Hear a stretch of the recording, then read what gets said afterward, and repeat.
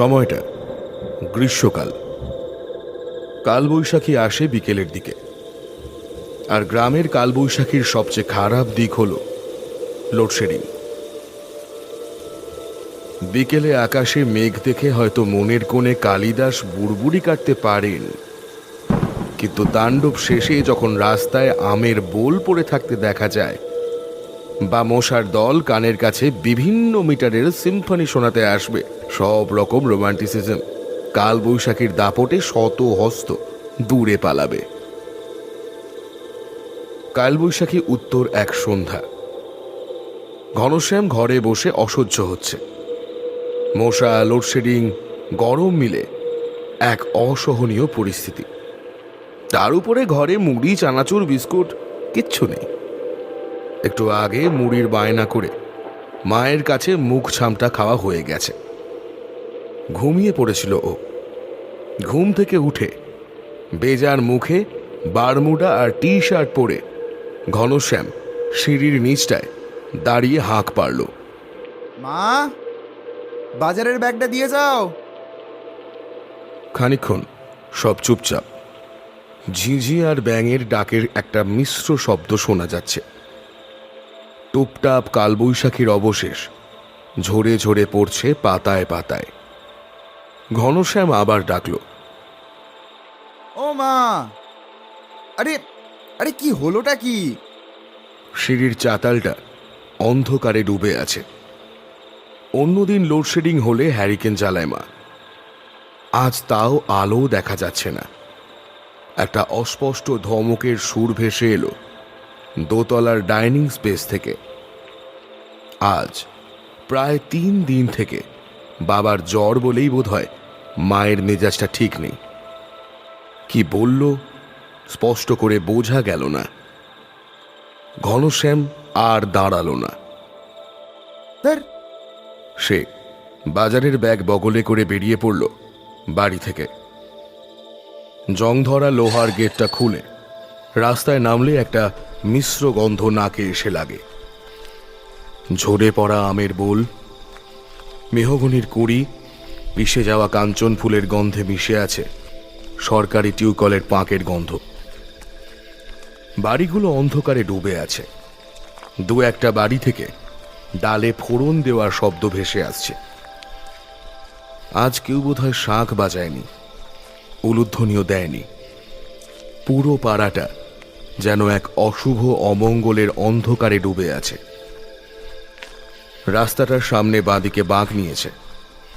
সেটা ধরে কিছু দূর এগিয়ে গেলেই একটা ঝুপসি মতো বড় মধুকুলকুলি আম গাছ পড়ে। গাছের নিচে পৌঁছতেই একটা নিঃশ্বাসের শব্দ শুনতে পেল ঘনশ্যাম। এমনিতে নিঃশ্বাসের শব্দে অস্বাভাবিক কিছুই নেই, কিন্তু শব্দটা এসেছে গাছের উপর থেকে। ঘনশ্যাম থমকে দাঁড়িয়ে পড়ল। একটা ছোট্ট পকেট টর্চ এই সময়টায় ও সঙ্গে রাখে।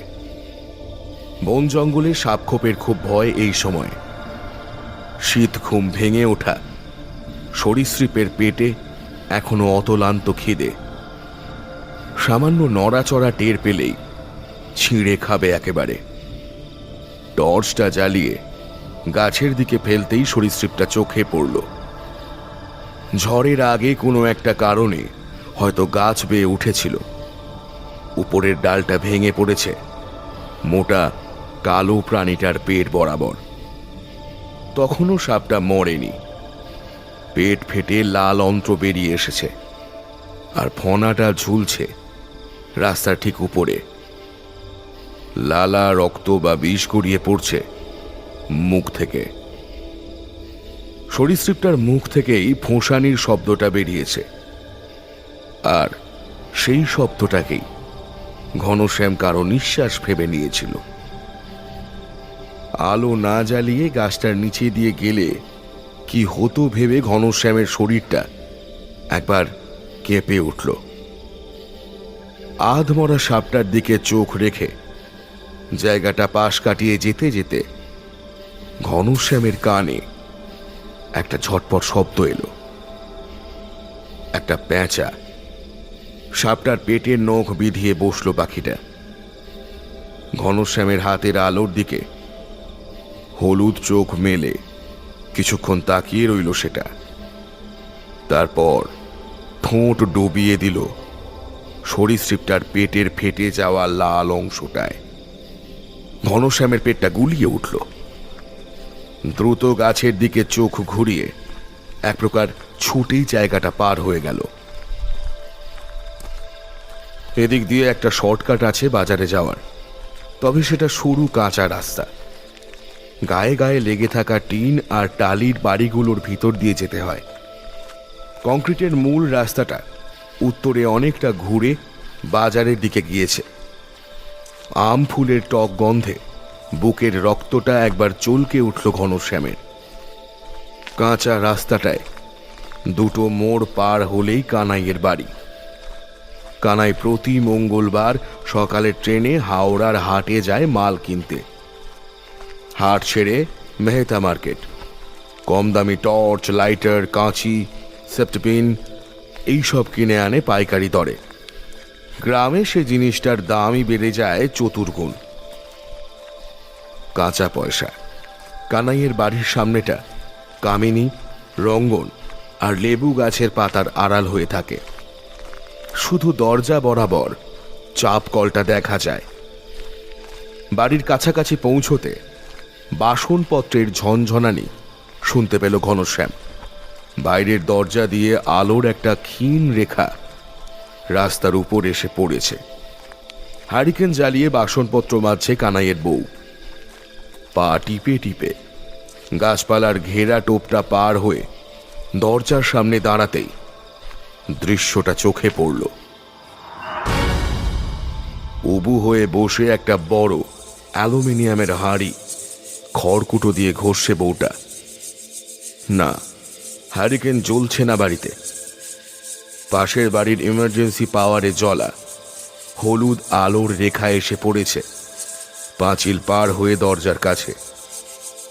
কানাইয়ের বউয়ের অবয়বটা দেখা যায়, তার গায়ে আলো পড়েনি। তবুও ওই ক্ষীণ আলোতে যতটুকু দেখা যায় তাতেই গা শিরশির করে ওঠে ঘনশ্যামের। বউটার সারা শরীরে শুধুমাত্র একটা গামছা জড়ানো।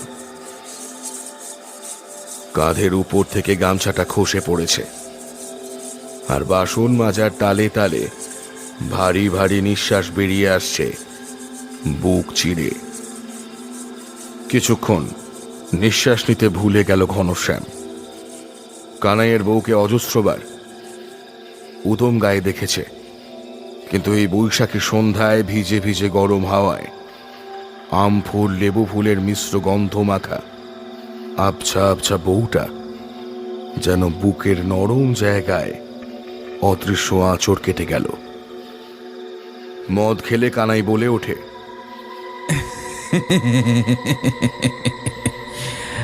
মাগির কাপড়ে গতরে ডিভোর্স হয়েছে, কাপড় ডানে গেলে গতর যায় বাঁয়ে। ঠোঁট সরু করে একটা শব্দ করল ঘনশ্যাম। এ শব্দ গ্রামের অন্ধকার রাতে খুব স্বাভাবিক। হঠাৎ শুনলে মনে হবে ছুঁচোর ডাক। কাজ হলো। বউটা বাসন মাজা থামিয়ে চোখ তুলে তাকালো, হাসলো বোধহয় একটু। সাদা দাঁতগুলো চিকিয়ে উঠল। ঠিক তারপরেই অদ্ভুত একটা কাণ্ড করল সে। সম্পূর্ণ হামাগুড়ি দিয়ে কলপার থেকে দরজা পর্যন্ত চলে এলো। বউটা দরজার কাছে আসতে ঘনশ্যাম ফিস ফিস করে বলে উঠল, মাথা খারাপ নাকি? হাঁটু ছড়ে যাবে তো।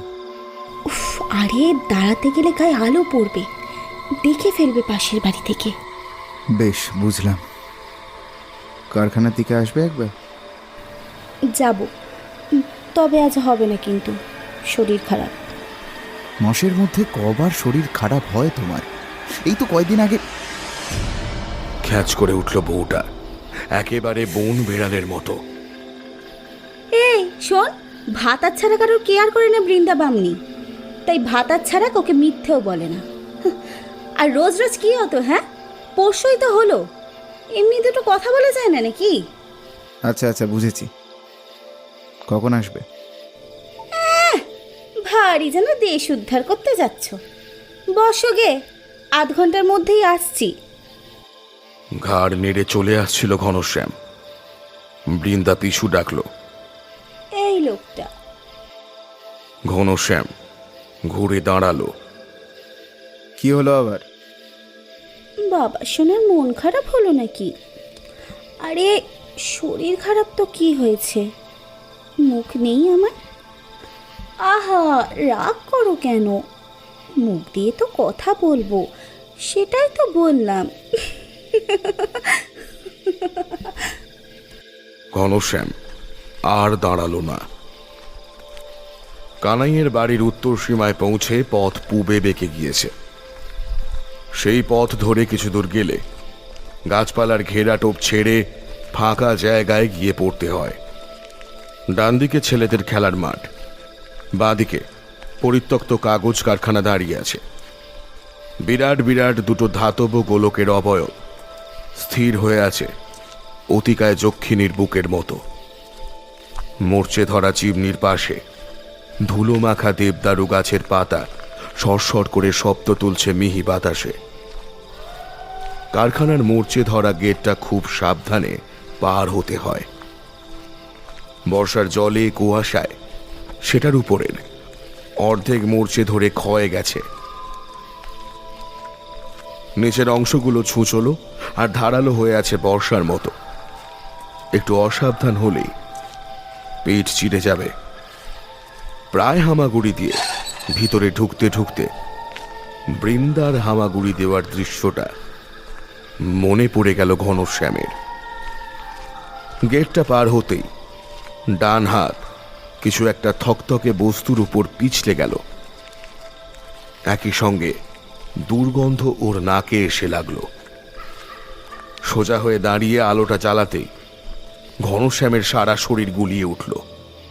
একটা ব্যাঙ থেঁতলে পড়ে আছে ওর সামনে, আর হামাগুড়ি দেওয়ার সময় সেটার উপরেই হাত পড়েছে। প্রবল ঘেন্নায় দিক বিদিক জ্ঞান শূন্য হয়ে ও হাতটা মুছে ফেলার জন্য মরচে ধরা দরজার উপরে ঘষতে লাগলো। 2-3 বার পাগলের মতো ঘষার পর ছুঁচোরো লোহায় লেগে হাতের তালুটা খ্যাচ করে কেটে গেল অনেকটা। অনেক কষ্টে দম বন্ধ করে চিৎকারটা আটকালো ঘনশ্যাম। পরিত্যক্ত কারখানায় অনেক জোড়াই লোকচক্ষু এড়িয়ে ঢোকে।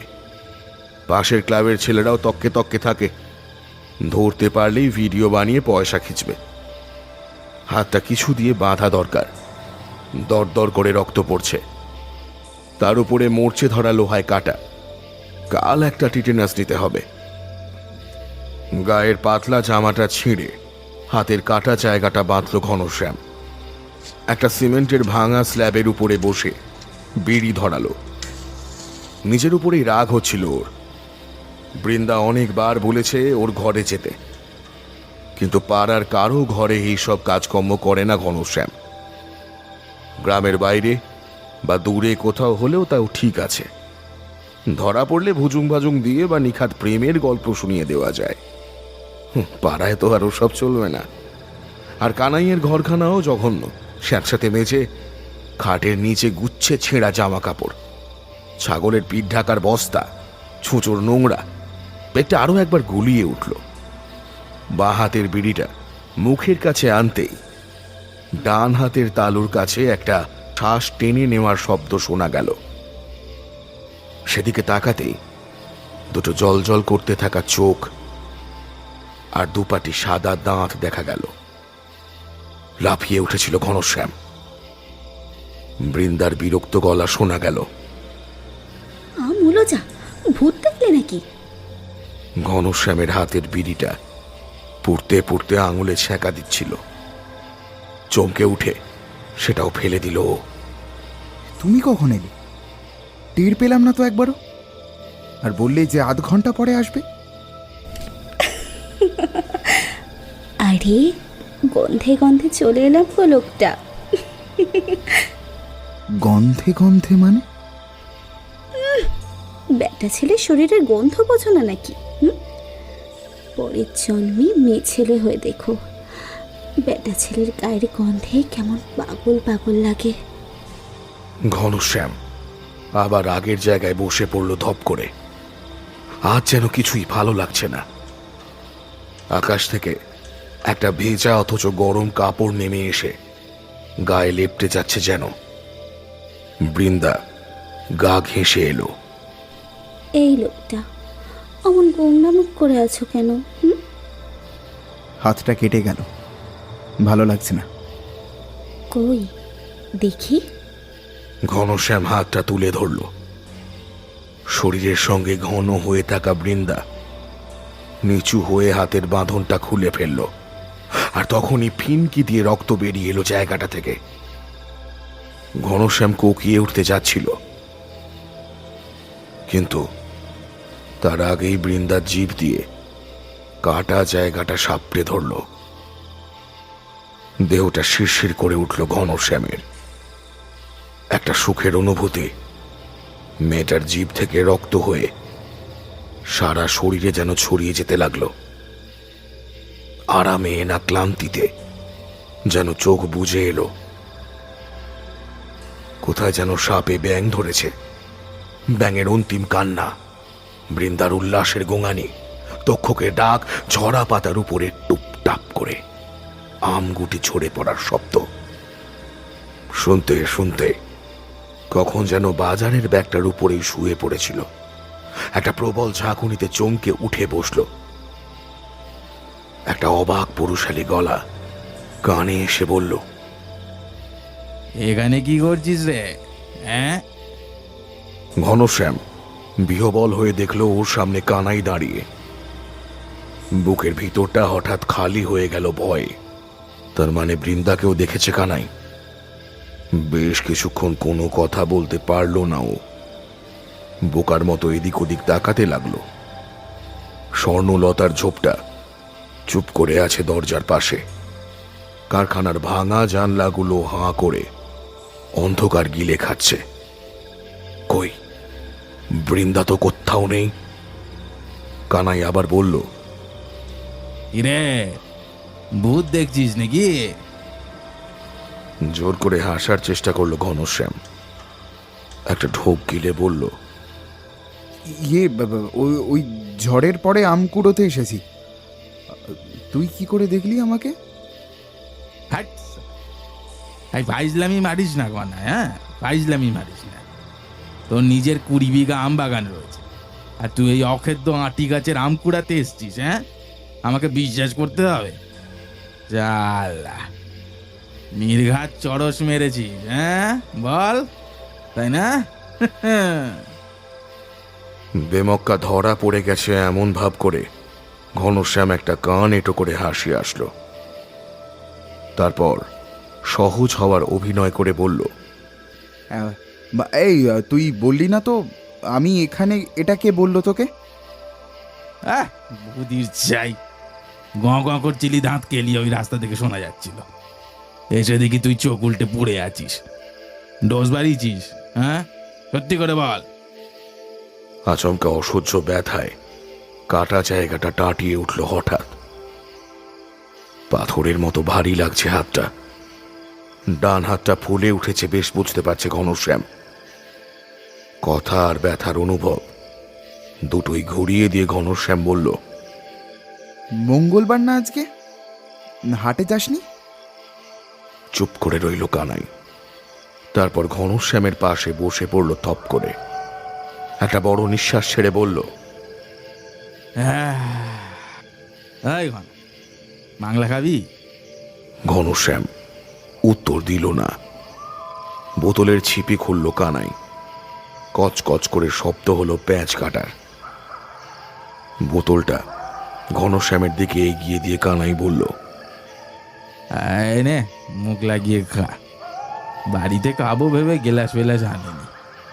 এক ঢোক গলায় ঢেলে ঘনশ্যাম আবার বলল, হাটে যাসনি? বোতলটা ফেরত নিয়ে কানাই বলল, একটা গন্ডগোল হয়ে গেছে রে ঘনা।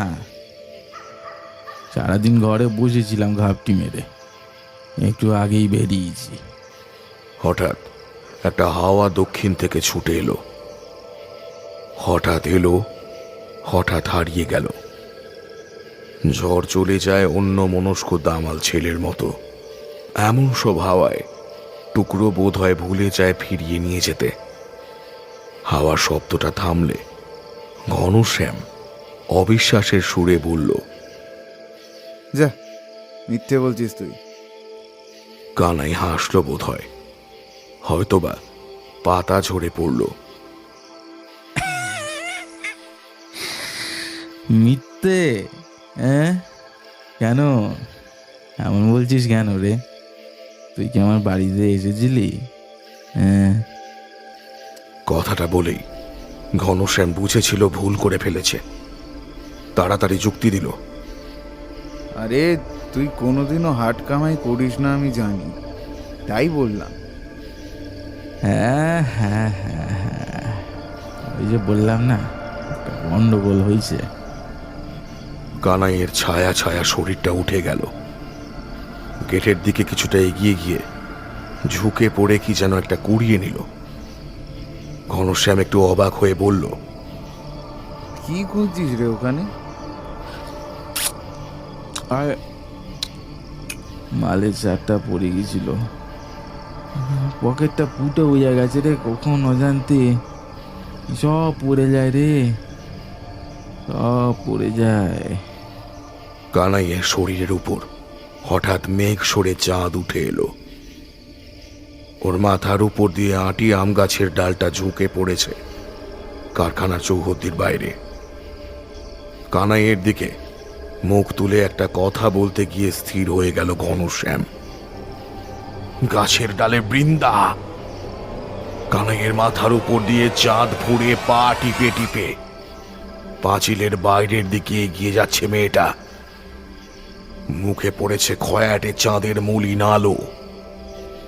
ঘনশ্যামের চোখে চোখ পড়তেই নিজের ঠোঁটে আঙুল রাখলো বৃন্দা। তারপর একটা চওড়া হাসি হেসে ডাল বেয়ে বাইরের রাস্তায় নেমে গেল নিঃশব্দে। গাছের ডাল থেকে চোখ নামিয়ে ঘনশ্যাম দেখল ওর মুখের একেবারে সামনে চোখে চোখ রেখে দাঁড়িয়ে আছে কানাই। বুকটা ধক করে উঠল। মরা নিষ্পৃহ গলায় কানাই বলল, গাছে? কি কি গাছে? আরে তোর বাগানের গাছে কেমন আম হয়েছে রে? হো, গুটি তো ভালোই এসেছে, কিন্তু এই অনামুখ ঝড়ে সব বোধ হয় কেলিয়ে পড়েছে। এই জ্বরে আমের গুটি তো পড়বেই। আমার শালা ন্যাতানো গাছ, জোবজার দেখলেই মনে হয় ওই মাগি কোন শালার সঙ্গে শুয়ে শুয়ে সেগুলো ভাঙছে। এই যত ঘন জঙ্গল বন ঝোপ সব মাগি শুয়ে রাখছে। শালা আমার বউটা না মাইরি গত রেখাটা মেঙে ছেলে শালা। কি গন্ডগোল হয়েছে বললি? কাল রাতেই ওই মাগিকে ধরছি আমি ওই কৈবর্তপাড়ার রূপায়ণের সঙ্গে। ভেবেছে আমি মাল খেয়ে হল্লা হয়ে গেছি। হ্যাঁ, বারান্দার মধ্যেই লাগিয়ে দিয়েছে কটকি। ওই শালা শুয়ারের বাচ্চা উপরন্ত পাঁচিল টপকে দৌড়। আমি মাগির চুল মুঠো করে ধরে মাথাটা খাটের নিচে ঢুকিয়ে প্রথমে কানাই গান গাইছে, জাদু উঠেছে ফুল ফুটেছে করম চলায় কে হাজি নাচে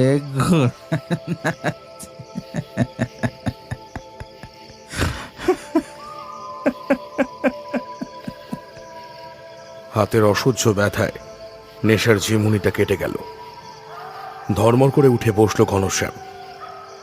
চাঁদ অনেকটা পশ্চিমে চলে গেছে, আর একটা ঠান্ডা ঠান্ডা হাওয়া ঘুরে বেড়াচ্ছে দীর্ঘশ্বাসের মতো। পা টিপে টিপে খুব সাবধানে ভাঙা লোহার দরজার নিচে দিয়ে বাইরে রাস্তায় বেরিয়ে এলো ঘনশ্যাম। উঠে দাঁড়াতেই একটা গলা তার সারা শরীর কাঁপিয়ে দিল। ঘনা, এই ঘনা, আবার তুই গিলতে ঢুকেছিস ওখানে? মায়ের গলা। ঘনশ্যাম দেখলো বাজারের দিকের রাস্তাটা দিয়ে মা এসে ঠিক তার পিছনে দাঁড়িয়েছে, হাতে বাজারের ব্যাগ। সে আশ্চর্য হয়ে বলল, মা, তুমি এখানে? আমি এখানে না ওখানে তা পরে শুনলেও হবে। তুই কারখানার ভেতরে কেন ঢুকেছিলিস সেটা বল আগে। তোর জন্য ছিছিক্কার শুনতে শুনতে চারিদিকে তো কোথাও কান পাতার জো নেই। ছাই পাঁশগুলো গিলে প্রতিদিন বাড়িতে আসবি আর মা আরো অনেক কথা বলে গেল। ঘনশ্যামের কানে একটা বর্ণও ঢুকল না। তার হাত পা ক্রমশ ঠান্ডা হয়ে আসছিল। মা যদি বাজারে গিয়ে থাকে, দোতলা থেকে তাহলে কে ধমক দিল তাকে? অনেকক্ষণ বকাছকা করে মা চলে গেল। মায়ের হাতের আলোটা দুলতে দুলতে কংক্রিট রাস্তা বেয়ে উত্তরের বাঁকে গাছপালার আড়ালে চলে যেতেই একটা প্রবল ভয় পেয়ে বসল ঘনশ্যামকে। একটা অভাবনীয় আশঙ্কা তার সারা গায়ে আতঙ্কের ঢেউ তুলে বয়ে গেল। কাঁপতে কাঁপতে সে দ্রুত পায়ে আবার কানাইয়ের বাড়ির শর্টকাটটা ধরল। মাকে আটকাতেই হবে বাড়ি ফেরার আগে। সরু পথটা বেয়ে কানাইয়ের বাড়ির কাছে পৌঁছতেই ঘনশ্যামের হৃৎপিণ্ডটা এক লাফে গলার কাছে উঠে এলো। বেড়ার ঠিক পাশে একটা নারী মূর্তি এসে দাঁড়িয়েছে। একটা মৃদু ফোঁপানির শব্দ শোনা যাচ্ছে। বৃন্দা। রাস্তার পাশে দাঁড়িয়ে আছে বৃন্দা। দাঁড়িয়ে দাঁড়িয়ে কাঁদছে। চোয়াল শক্ত হয়ে এলো ঘনশ্যামের। কারখানার ভিতরে কানাইয়ের সঙ্গে হওয়া কথাগুলোর পর আর বৃন্দার সঙ্গে একটাও কথা বলার রুচি ছিল না ওর। পা দুটো চিরবির করে উঠল প্রচন্ড রাগে। কোমরটা ভারী হয়ে উঠছে ক্রমশ। ঘনশ্যামের মনে পড়ে গেল মাকে আটকাতে হবে বাড়ি ফেরার আগেই। বৃন্দার দিক থেকে মনটাকে সম্পূর্ণ বিপরীতমুখী করে দৃঢ় পায়ে সে এগিয়ে গেল। বৃন্দার আবছায়া অবয়বটা বা চোখের কোণ দিয়ে দেখতে দেখতে সোজা হেঁটে চলল ঘনশ্যাম। যত এগিয়ে চলল ততই বাড়তে লাগলো কান্নার শব্দ। দম বন্ধ করে জায়গাটা প্রায় পার হয়ে গিয়েছে ঘনশ্যাম। এমন সময় বৃন্দা ভাঙা বিস্মিত গলায় ডেকে উঠল। ও লোকটা। থমকে দাঁড়িয়ে পড়ল ঘনশ্যাম। তার কান দুটো অসহ্য যন্ত্রণায় ছিঁড়ে পড়তে চাইছে। আবার ডাকলো বৃন্দা, এদিকে এসো না, দেখো কি সর্বনাশ হয়ে গেল।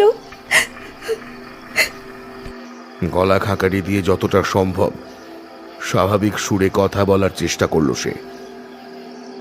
সংক্ষিপ্ত প্রশ্ন করল, কি হয়েছে? তোমার কাছে কারখানায় গেলাম, ওখান থেকে ঘরে এসে দেখি এই অবস্থা। কি সব বলছো? ঘনশ্যাম প্রচন্ড রাগে রীতিমতো কাঁপছিল থরথর করে। কানে তালা লেগে যাওয়ার মতো অবস্থা তার।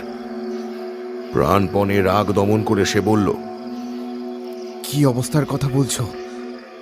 ঘনশ্যামের দিকে না তাকিয়ে ঘরের দিকে হাঁটতে হাঁটতে ঘষা গলায় বৃন্দা বলল,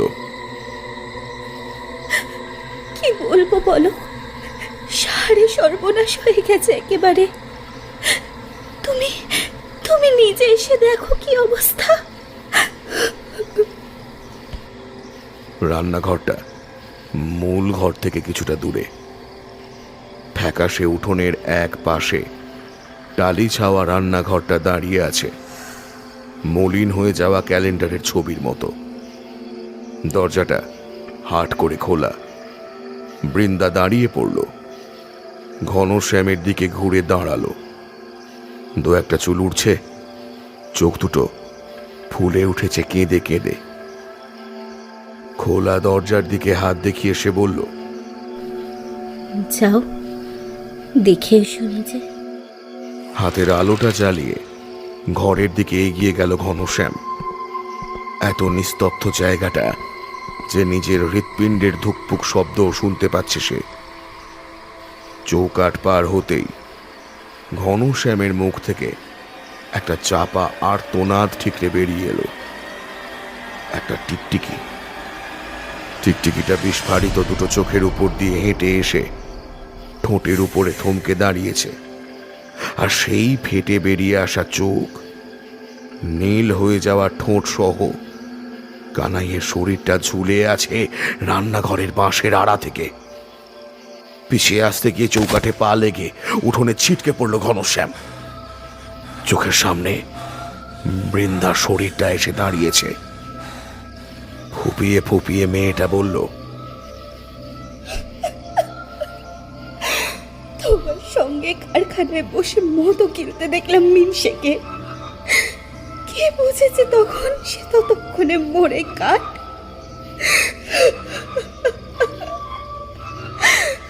মরার পরও মাতালের স্বভাব চাইনি। এখন এখন কি করি আমি? কি গো বলো না, কি করব এখন আমি? কি করব?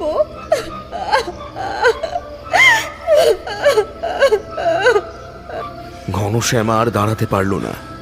এক প্রকার হামাগুড়ি দিয়ে হাঁচড় পাচড় করতে করতে বাড়ির দিকে রাস্তা পর্যন্ত পৌঁছে সে বাড়ির দিকে ছুটল। প্রতি মুহূর্তে তার মনে হতে লাগলো, এই বুঝি রাস্তার কোনো মোড়ে কানাই এসে তার সামনে দাঁড়াবে আর ফ্যাকাশে হেসে বলবে, বন্ধু। বন্ধু, বাংলা খাবি? মধু কুলকুলি আম গাছটার কাছে পৌঁছতে একটা হেঁচকি উঠে এলো ঘনশ্যামের গলা থেকে। একবার উঠেই হেঁচকিটা থেমে গেল না, উঠতেই থাকলো। মাটির উপর হাঁটু মুড়ে বসে পড়ল। একটা তীব্র চিৎকার বেরিয়ে এলো গলা চিড়ে। বুক ফাটা কান্নায় গাছের পাতাগুলো পর্যন্ত কেঁপে উঠল থরথর করে। বাজারের নীল ব্যাগটা ছিটকে পড়েছে এক পাশে। রাস্তার উপরে ছড়িয়ে আছে ওর পছন্দের চানাচুর, বিস্কুটের প্যাকেট। অন্তিম যাত্রার খইয়ের মতো ছড়িয়ে আছে প্যাকেট ছেঁড়া মুড়ি। রাস্তার মাঝে কাত হয়ে পড়ে আছে মায়ের দেহটা। মুখের চামড়া নীল হয়ে আছে। গলার এক পাশে দাঁত বসিয়ে হাত ছেঁড়া সাপটা তখনও অল্প অল্প কেঁপে উঠছে। ঘনশ্যাম পাথরের মতো বসে রইল রাস্তার উপরে। মায়ের মুখ থেকে গ্যাঁজলা বেরিয়ে জমে আছে ঠোঁটের পাশে। জামার হাতা দিয়ে ফেনাগুলো মুছিয়ে দিতে দিতে হঠাৎ করে মনে পড়ল বাবার কথা। দোতলার ঘরে লোকটা পড়ে আছে প্রচন্ড জ্বর নিয়ে। শরীরে আর শক্তি অবশিষ্ট ছিল না ঘনশ্যামের। ভিন ভিন করে গঙ্গানের সুরে কাঁদতে কাঁদতে টলমল পায়ে বাড়ির দিকে ছুটল। বাড়িটা ডুবে আছে ঢলে পড়া চাঁদের আলোয়। দোতলার উপরের ছাদে গাছগুলো এমন করে ঝুঁকে পড়েছে যে মনে হচ্ছে সার সার অতিকায় দেহ ঝুঁকে পড়ে দেখতে চাইছে এ বাড়িতে অপার্থিব কিছু একটা ঘটেছে, যা ঘটার নয়, যা অস্বাভাবিক। সিঁড়ি দিয়ে দৌড়ে উঠতে উঠতে চাতালে এসে থমকে গেল ঘনশ্যাম। একটা শরীর ঘষতে ঘষতে যেন এগিয়ে আসছে সিঁড়ির দিকেই। পশ্চিমের ব্যালকনির দরজাটা খোলা। দরজা দিয়ে মাটি গোলা রঙের জ্যোৎস্নায় এসে পড়েছে ডাইনিং স্পেসটায়। একটা করে সিঁড়ি পার হতে যেন কয়েক যুগ লাগছে ঘনশ্যামের।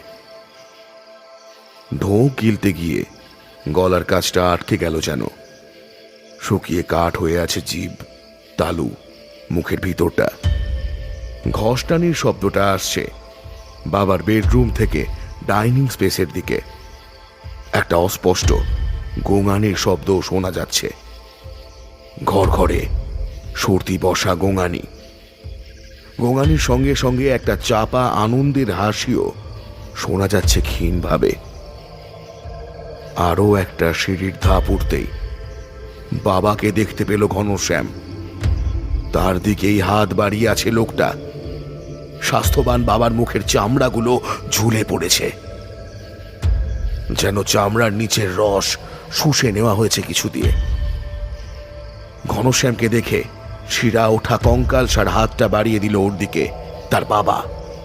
মুখ দিয়ে গড়িয়ে পড়লো আঠালো লালা। গোঙানির সুরে বাবা বলে উঠল, পালা ঘনা, পালা, বাঁচতে চাইলে পালা, ও কিচ্ছু বলেনি, পালা, পালা। ঘনশ্যামের প্রবল ইচ্ছা হচ্ছিল বাবার কাছে যায়, যন্ত্রণা ভরা মুখটাতে হাত বুলিয়ে দেয়। এই মুখটা দেখে কত রাতে জ্বরের ব্যথা ভুলেছে ঘনশ্যাম, কত রূপকথার গল্প। আমার দিব্যি খোলা, আমার দিব্যি পালা, পালা। এবার প্রাণপণে চিৎকার করে উঠেছে বাবা। ঘনশ্যাম কেঁদে উঠল, আর ঠিক তখনই একটা অদৃশ্য প্রবল আকর্ষণে বাবার শরীরটা হারিয়ে গেল অন্ধকারে। স্পষ্ট বোঝা গেল কোনো এক অতীন্দ্রিয় শক্তি বাবাকে টেনে নিয়ে গেল অন্ধকারে। ভেসে এলো দুর্বল একটা আর্তনাদ, তারপরেই সব চুপচাপ। ঘনশ্যাম আর দাঁড়াতে পারল না সেখানে। ভয়, কষ্ট, যন্ত্রণায় পাগলের মতো হয়ে মাথার চুল দু হাতে ছিঁড়তে ছিঁড়তে সে ছুটতে লাগলো উন্মাদের মতো। ছুটতে ছুটতে পথের দুপাশে ম্লান হয়ে আসতে লাগলো আবছা গাছপালা, বন, বাড়ির পাঁচিল, ঝোপঝাড়। একটা হাসি হাসি মুখ। দাঁড়িয়ে পড়ল ঘনশ্যাম। হাসি হাসি মুখটা কার? চাপা গাছের ডাল থেকে উল্টো হয়ে ঝুলে থাকা হাসি হাসি মুখটা কার? একটা ঠান্ডা হাওয়া এসে লাগলো ঘনশ্যামের ঘাড়ে। দুটো হাসি মাখা আদুরে আদুরে কথা।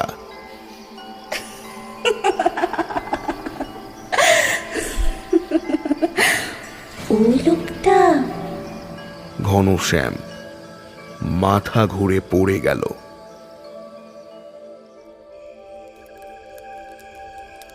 মায়ের চিতার সামনে সজল চোখে দাঁড়িয়েছিল ঘনশ্যাম। একটা রাতের মধ্যে তার সম্পূর্ণ পরিবারটা শেষ হয়ে গেল।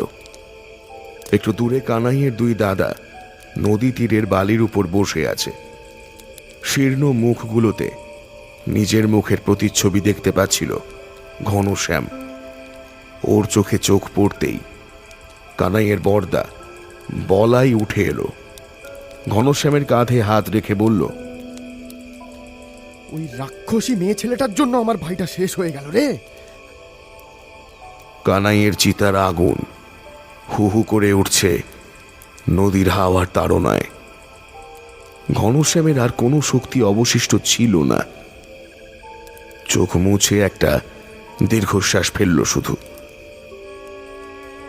এবার বিয়েটা করে নে ভাই, মেয়েটাও তো ভালো। আর আর তোর বাবা মা দেখে রেখে গিয়েছিল, ভাব এটা, তাদেরও শেষ ইচ্ছা পূর্ণ হবে।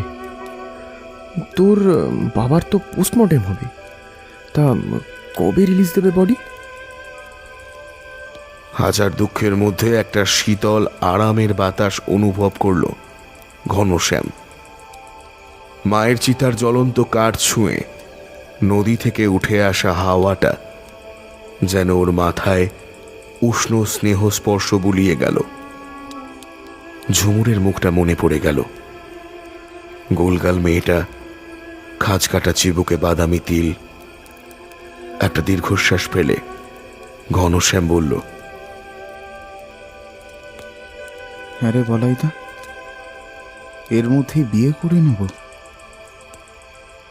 আমার বাবাকে বোধহয় কাল দেবে রে বলাইদা। সাবধানে থাকিস ভাই। বলাই চলে গেল। চিতার আগুন ক্রমশ শেষ হয়ে আসছে। সর্বগ্রাসী আগুন সব উদরসাৎ করে নিজেও ঢলে পড়ছে শূন্যতায়। ঘনশ্যামের বুকের ভিতরে একটা শিশু ডুকরে কেঁদে উঠল।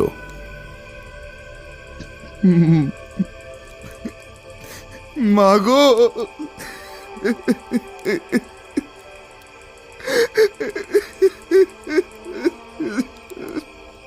শ্মশান যাত্রীরা একে একে বিদায় নিয়ে চলে গেল। শূন্য ঘরটা যেন নীরব রাক্ষসের মতো অপেক্ষা করছে ঘনশ্যামের জন্য। ঘরের বার দরজার সামনে চুপ করে দাঁড়িয়েছিল ঘনশ্যাম। এক রাতের মধ্যে বাড়িটা আদ্যপান্ত বদলে গেল। বাবার গম্ভীর ডাক, মায়ের গুনগুন গান আর কোনোদিন শোনা যাবে না। শিউলি গাছের নিচে দাঁড়িয়ে মা আর কোনো দিন বলবে না, ঘনা, আমার একটা ছবি তুলে দিবি ঘনা? এই দেখ, লাল পাড়ের শাড়িটা পরেছি, তোর পছন্দের। ঘনশ্যামের ইচ্ছে করছিল বাড়িটা ছেড়ে এক দৌড়ে যেদিকে পারে চলে যায়। এই শ্মশানে সে থাকতে পারবে না। হঠাৎ চোখে পড়ল দোতলার ঘরে আলো জ্বলছে। আশ্চর্য হলো ঘনশ্যাম, ঘরে কে এলো এখন? কথাটা ভাবতে ভাবতে বড় কাকিমার ডাকে সম্বিত ফিরল ওর। কাকিমার হাতে একটা আস্ত কাস্তে, একটা নিমডাল, পাটকাঠির গোছায় আগুন জ্বলছে। ঘনা রে, এই ঘনা, একা একা কোথাও যাস নে যেন। লোহা আগুন ছুঁয়ে নিম পাতা দাঁতে কেটে তবে ঘরে যাবি। আর ঝুমুর এসেছে, ওপরে আছে, কথা বলে আজ রাতেই বাড়ি পাঠিয়ে দিস। এই গুরু দশার মধ্যে কথা হয়ে গেলে আমাকে ফোন করিস, টুকুন ওকে বাড়ি দিয়ে আসবে। টুকুন হলো ঘনশ্যামের খুড়তুতো ভাই। মাথা নেড়ে নিঃশব্দে সম্মতি দিল ঘনশ্যাম। তারপর শুদ্ধিকরণ সেরে একতলার হল ঘর পার হয়ে সিঁড়িতে পা দিল। মনে পড়ল ফ্রিজে পুকুরের পাকা কাতলা, খাসির মাংস রয়ে গেছে কালকের। বাবা বেছে বেছে বাজার করে এনেছিল ওর জন্য। সব ফেলে দিতে হবে। বুকটা আবার মোচড় দিয়ে উঠল কান্নার দমকে। জোর করে চোখ মুছে দোতলায় উঠে এলো। ফ্রিজ খুলেই আবার দেহটা অসাড় হয়ে গেল ঘনশ্যামের। মাছ মাংসের ডিশটা ফাঁকা, দু একটা হাঁস পড়ে আছে, দু এক টুকরো খাসির হাড়। ঘনশ্যামের মনে হলো ফ্রিজ থেকে একটা ঠান্ডা স্রোত তার শিরা উপশিরা বেয়ে ছড়িয়ে যাচ্ছে ধমনীতে। ধীরে ধীরে বুকের রক্ত জমাট বেঁধে উঠছে। একটু পরেই তার দেহটা ওই মাছের এঁটো আঁশের মতোই শীতল নিথর হয়ে যাবে। ধুতির নিচে পড়া নতুন বারমুডার পকেটে ফোনটা বেজে উঠল। অনেকক্ষণ বাজার পর যন্ত্রের মতো কলটা রিসিভ করলো ও। ওপার থেকে আর্ত কান্নার রব ভেসে এলো। বুক ফাটা কান্নায় ভেঙে পড়েছে ঝুমুরের বাবা। বাবা, আমার সর্বনাশ হয়ে গেছে গো। আমার মেয়েটা টিউশন থেকে ফিরছিল, ভাঙা কারখানার ওখানে কি করে যেন সাইকেল থেকে পড়ে ঘাড় মোটকে। আমি এখন কি করব গো? ঝুমুরের মা মাথা ঘুরে পড়ে আছে, কথা বলছে না, শ্বাস নিচ্ছে না। ও বাবা, ও বাবা, কথা বলছো না কেন তুমি? ও ঘনশ্যাম, কথা বলো। কাল বৈশাখী বোধ হয় আজ রাতেই আসবে। খুব ধীর লয়ে বাতাসটা পাকিয়ে উঠছে আহত সরীসৃপের মতো। ক্রমশ বাড়ছে তার ফোঁসানি। ফোনটা কাটতে পারল না ঘনশ্যাম। হাওয়ার শব্দ পার করে একটা নরম রিন রিনে গলা ভেসে এলো পিছন থেকে। ও হলো